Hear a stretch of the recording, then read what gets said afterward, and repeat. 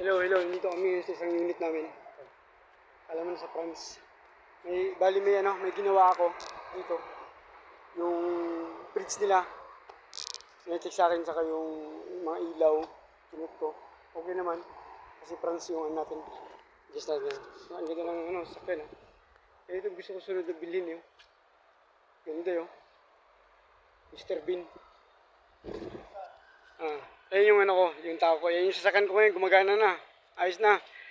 Gastos ako ng 850. Yan, guys, sasakyan yan. 850 sa atin, ano na. Sa Pilipinas is nasa 10,000 mahigit na. Yung get pen belt line, saka yung bearing niya. Wala, hindi kasi madukot sa ilalim kaya pinano ko sa shop. Saka, ano naman ang kumpanya yan Yan. Ngayon dito ako sa sa isang namin, bilya. Kahit yan. Sa bilya namin yan. Ito yung gusto kong bilhin sa susunod, ganyan yan Sana, pagpalain tayo ng Panginoon, ganyan mabili natin Mr. Bean. Diba?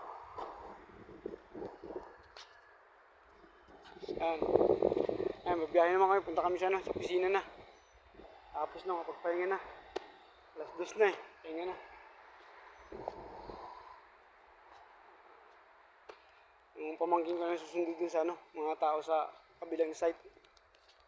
Pinagawa kami ron.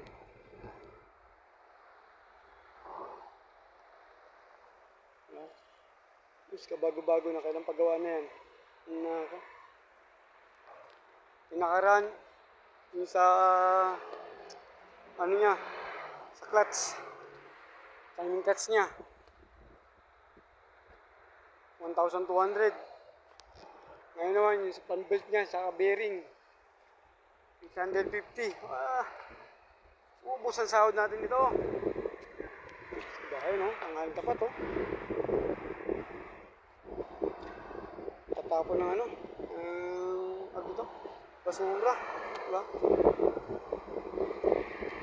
Pakainin ko muna tao ko. Kami sa restaurant. Sige, hanggang dito na lang. Ganda ng Mr. Bean. Mabibili rin kita. I love you, Mr. Bean.